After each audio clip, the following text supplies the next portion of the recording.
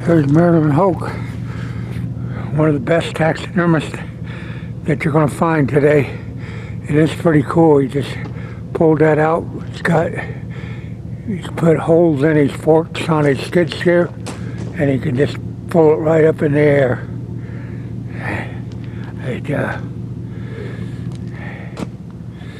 Well, I tell you, the guy knows how to be independent. That's pretty slick.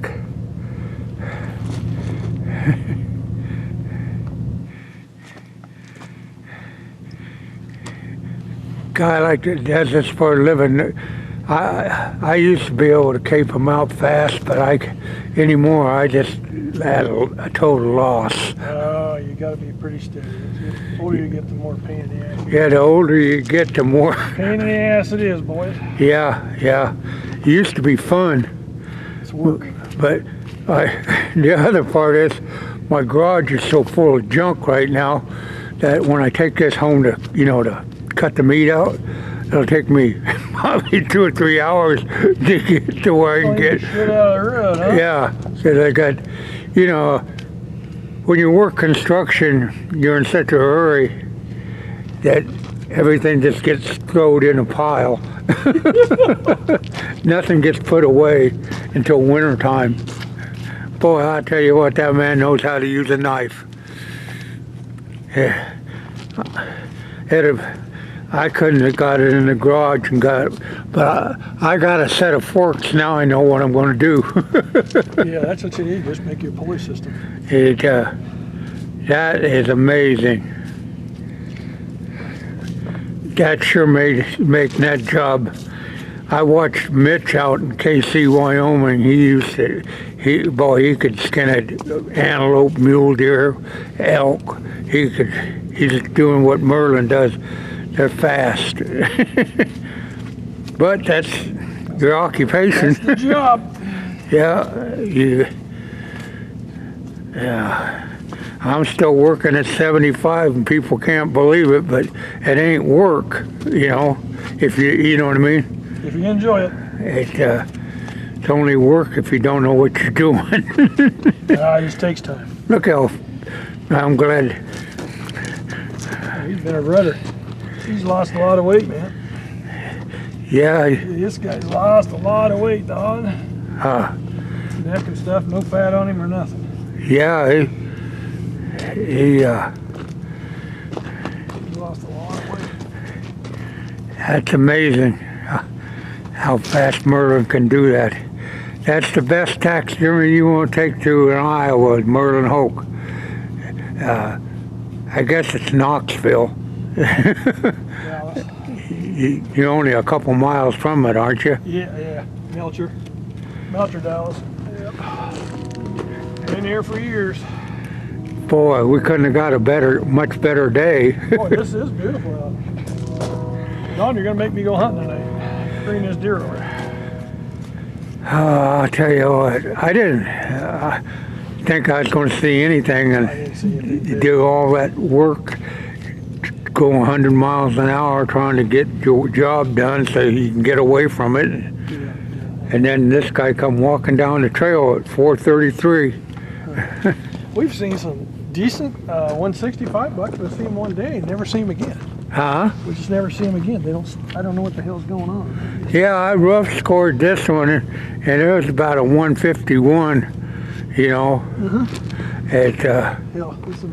But you know what? Majority of the deer coming in this year from 145 to 155, 56. So they're 3.5 to 4 year old deer. Yeah. Because I think a lot of them are coming back next year will be the big ones, because it takes 3 years to rebound from this wasting disease. Yeah, and like I say, that's what you're going to see. My whole room is full of these. Yeah. That size of deer. Yeah. Because people are not seeing them; they're getting tired.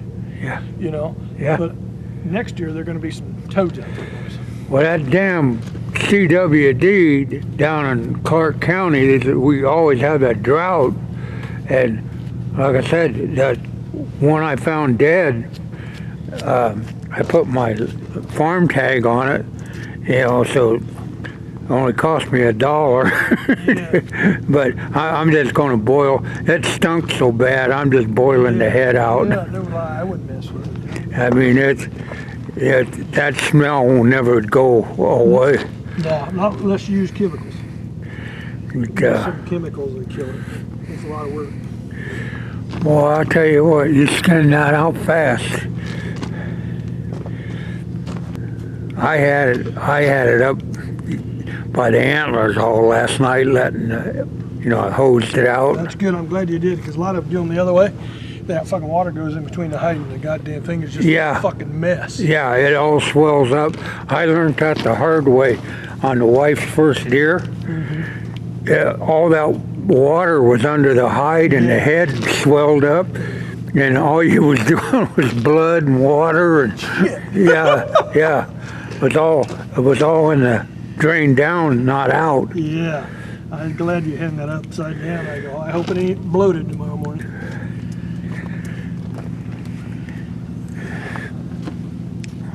Yeah, they still got my moose that you mounted in the buffalo that you mounted. It's still hanging out there. Yeah, I go in and look at it once, so it still looks good, man. They must have did something. I was going to go clean it, and Mark said they moved it and had a little hair. The moose had a little hair coming off. Yeah, but what do you expect in that environment? Huh? What do you expect in that environment where it's not climate controlled and everything Yeah. a dog can get in there? Yeah. At least they don't have cigarette smoking in it. Yeah. There one time. Yeah, climate control, that's what we're pushing for. Is It's, stuff in a good environment, and take care of it, and last for years. Boy, I'll tell you what, it took me forever to get, but I never thought about that's going to be a plan of mine. Yeah. To make a set of hooks like that. Or Matt needs to go to meet Mark. Let's go to Des Moines at anybody that works and processes meat. They got hooks, you can buy them. Huh? Get right on the internet, buy skinning hooks. Huh? Yeah, you can buy them right off the internet. Anybody that handles meat and lockers and stuff, they got them all. You order them, they'll send them right to you, Don. I'll tell you what, those skid steers really changed the way people work. I never thought I'd ever, use one. Oh, you'll use one. Oh yeah, I got I got the 325. I buy a new one every 2 years, and they're handy. I'll tell you that. I've had this one probably. Oh shit, the kids were in college when I'm 24. Probably 15 years, 16. I don't leave the driveway. I don't leave the driveway used for chemicals and bean pellets, and I told boys that's where it stays. Yeah. No pushing dirt or anything. Boy, I got my door ripped off. I don't run one with a door or air conditioning because I'm always jumping on and off. Yeah, I know. And it's a pain in the ass to get in and out of that door. But last year on December 4th, the wind was blowing 60 miles an hour. And I parked the machine and to pick some stuff up, and I went to get in the door, and the wind grabbed that door and knocked me on my ass, knocked my front teeth out. The whole glass was, it just shatters and it looks like white rock on the ground. I couldn't believe it. That 60 mile an hour northwest wind, I didn't even think about it. And it grabbed that door and it pulled it right out of your hand, and you were laying on your ass bleeding, and you were covered with blood and glass, and, and it happened in an instant.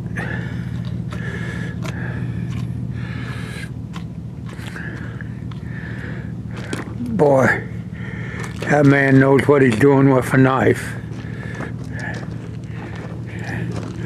But if he didn't, all the years he's been in business. Shit. No, I better retire, Don. Yeah, see, last year I shot that small 10-pointer, but this year when this 10-pointer, I got him on video or on those trail cameras, and he was a pretty nice buck. And he went by one of my stands. Well, he went by the stand I shot the deer out of last year, and then he cut across country and ended up in the stand I just put up this year. And I only put that stand up about 2 weeks ago, and it had a fresh scrape and rub, you know. Yeah, I'm gonna lower it down so I can get that skinned off and get it that way. I won't have to do the skinning when I get home. I really appreciate this. I really don't go up here until about now. I went up last night and seen one big body deer out in the field, but he was 100 yards out going across the middle of the field. Just I couldn't get the binocular. It was getting like it was too damn dark. You can't see shit. Yeah. Then a small buck came out, and 2 or 3 does came out, but they wasn't even being chased. The two and mom was still. I don't think half of them are in heat yet. Well, Merlin, we're getting it. You're 70 something, are you? No. I'm 63. 60 what? 63. 63. Yeah, I'm young. Yeah. God damn. I'm a hell of a lot younger than you, Don. Hell. I don't hurry it up. Yeah. At 75, and Yeah, you're doing good. but this is the first deer I couldn't get loaded. Well, I can't load the son of these anymore. Me and my wife, we struggle. And let the boys help us. Hell, I can't get. Boy, I mean, he's lean back. Oh yeah, he's a breeder. Yeah, his fat was off. Well, that'll get that done. Okay, I'm gonna go over with you on the hit on this deer that killed it so fast. I'll get out of the way. Now that was about the angle, as you can see. I zoom it in here.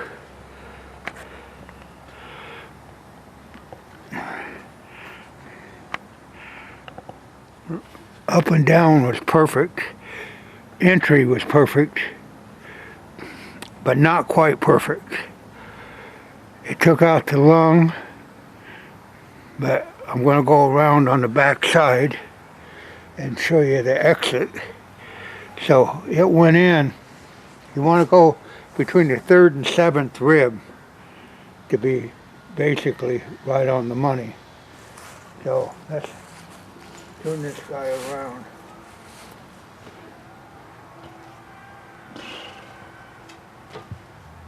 There was the exit. And it was back pretty far. 2, 3, 4, 5, 6, 7. It went out the 8th rib. So, and it went in. It went in. On 1, 2, 1, 2, 3, 4, 5. It went in on the 5th rib, hitting the rib, and exiting out way back.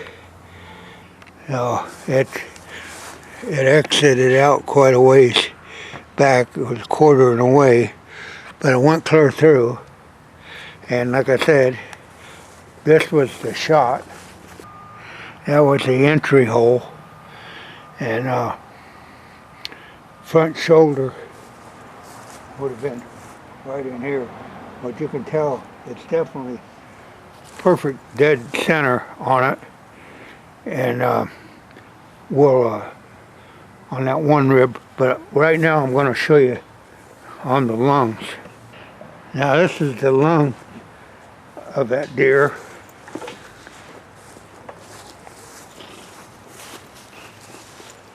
And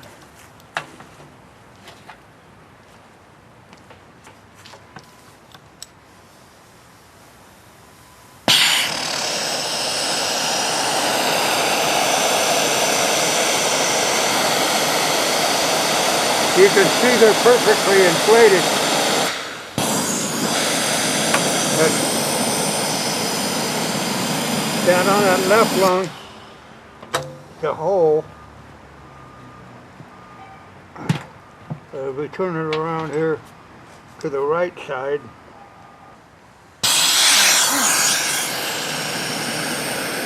can see the right side doesn't have any damage to, yeah, the right lung has no damage.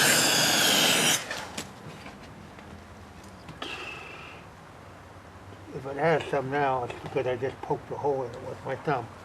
But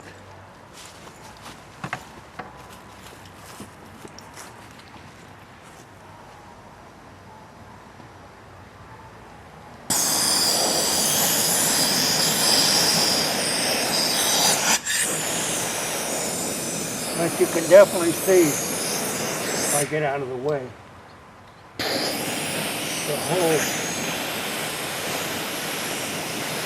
in that left side went down real fast. The heart was, you didn't have any problem at all.